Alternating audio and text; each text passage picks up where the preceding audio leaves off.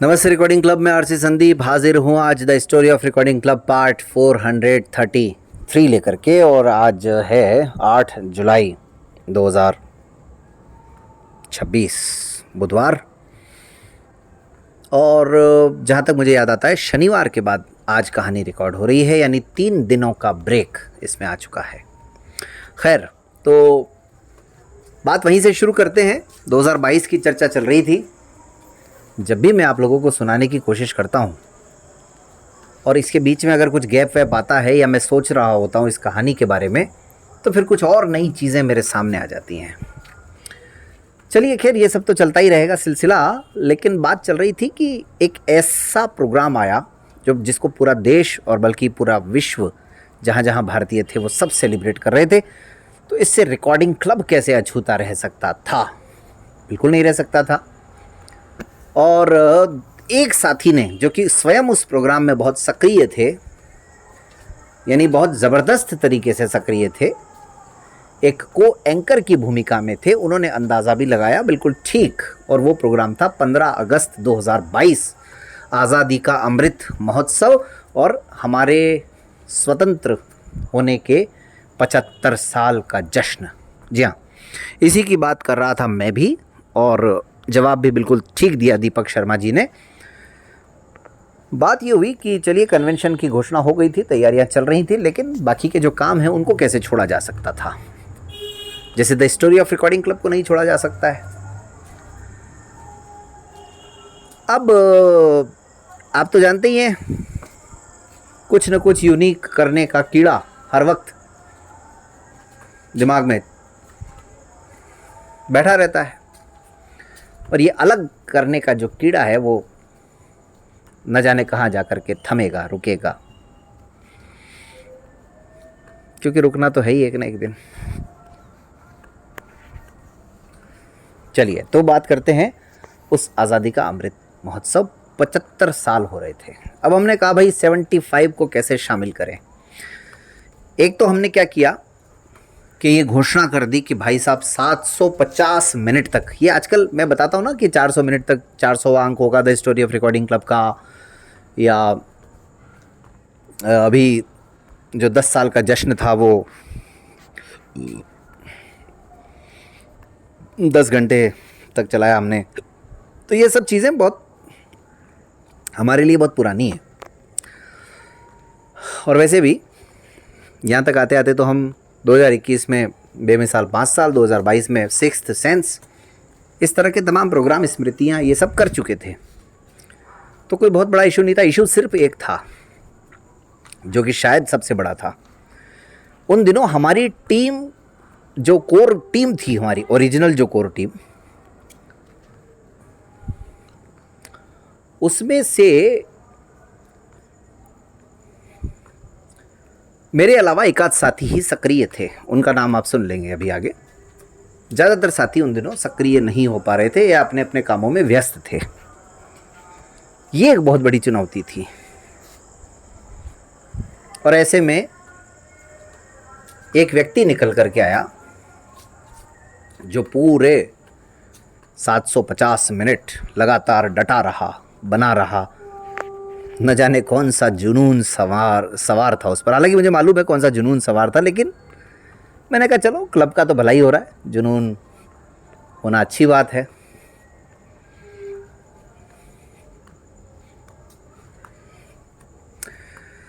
तो साहब, अब घोषणा तो कर दी। अच्छा, 15 अगस्त को होता क्या है? आमतौर पर आप सब जानते हैं, स्कूलों में जाना होता है। हम भी स्कूल में ही थे, सुबह सुबह जाना होता है।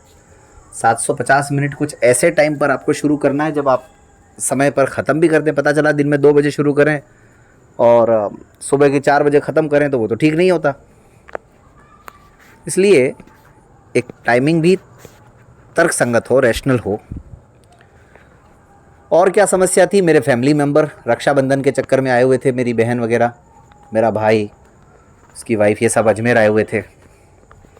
ये भी एक समस्या क्या मतलब, कम से कम ऐसे में मैं ये सब लेकर के बैठ जाऊं तो फिर ठीक नहीं।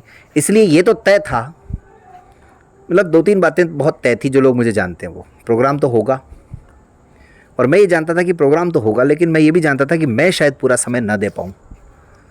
फिर मैं ये भी जानता था कि फिर देगा कौन।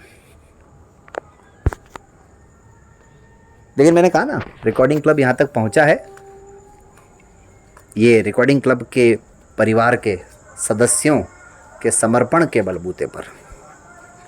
कोई एक व्यक्ति या कोई एक टीम ये दावा नहीं कर सकती कि भाई हमने इसको ये किया, हमने वो किया, बिल्कुल नहीं कर सकते। इस 750 मिनट के प्रोग्राम में रिकॉर्डिंग क्लब के कोर मेंबर मुश्किल से, मतलब अधिक से अधिक भी मैं मानूं तो 1-2 घंटों से ज़्यादा, मतलब 1.5-2 घंटों से ज़्यादा नहीं बोले होंगे। बाकी के 12 घंटे, बाकी के मतलब 10 घंटे ऐसे साथियों ने संभाला जो सिर्फ रिकॉर्डिंग क्लब परिवार के सदस्य थे, लेकिन बहुत महत्वपूर्ण थे, क्योंकि उन्होंने पूरी बागडोर अपने कंधों पर ले रखी थी। तो 75 को सिंबॉलिक बनाने के लिए एक तो हमने 750 मिनट कर दिया, इसमें 75 आता ही है।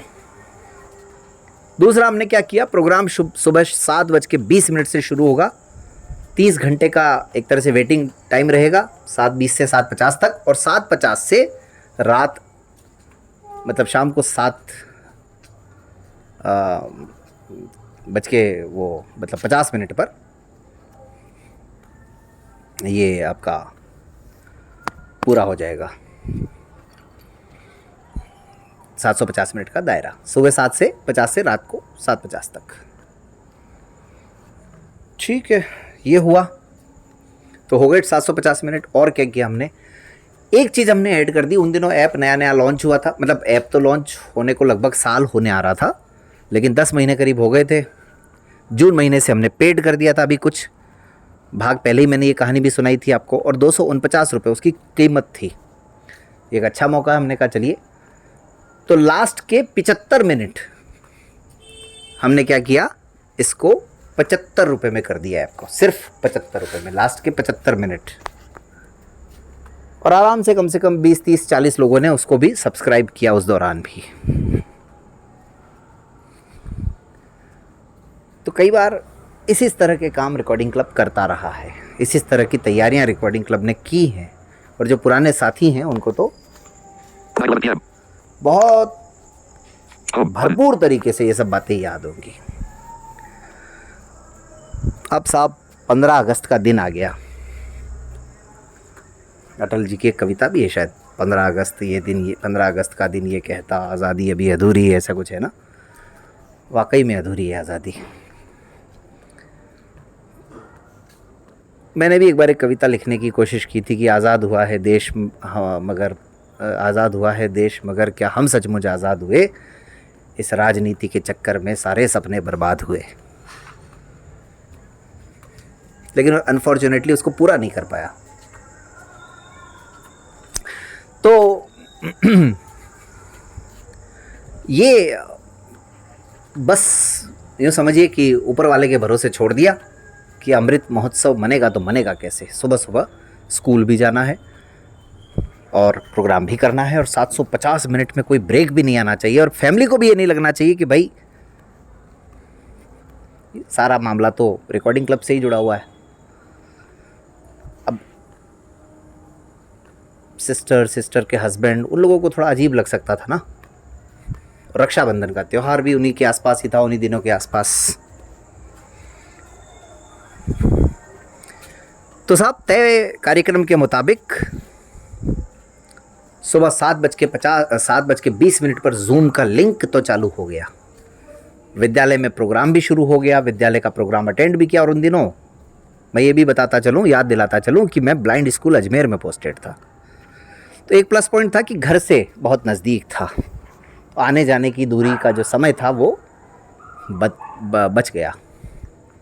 लेकिन वहाँ प्रोग्राम की एंकरिंग, यहाँ इस प्रोग्राम का मैनेजमेंट, तकनीकी पक्ष भी संभालना, आखिरकार वो कौन था जो पूरे टाइम डटा रहा।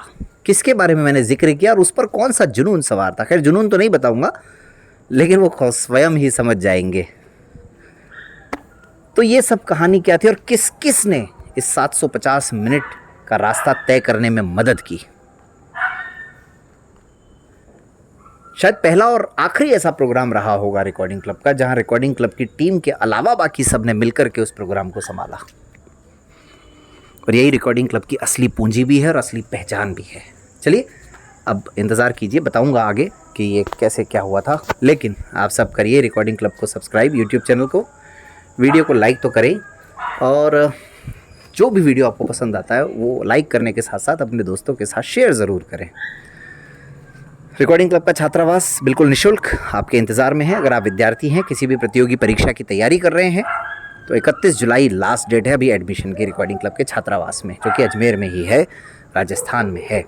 आप 7737868659 पर कॉल सोमवार से शुक्रवार सुबह 10 से शाम 5 बजे तक करके, या व्हाट्सएप मैसेज 24 घंटे कभी भी करके 7 दिन अपनी सीट कंफर्म करा सकते हैं। लैंडलाइन नंबर भी है 014535666471।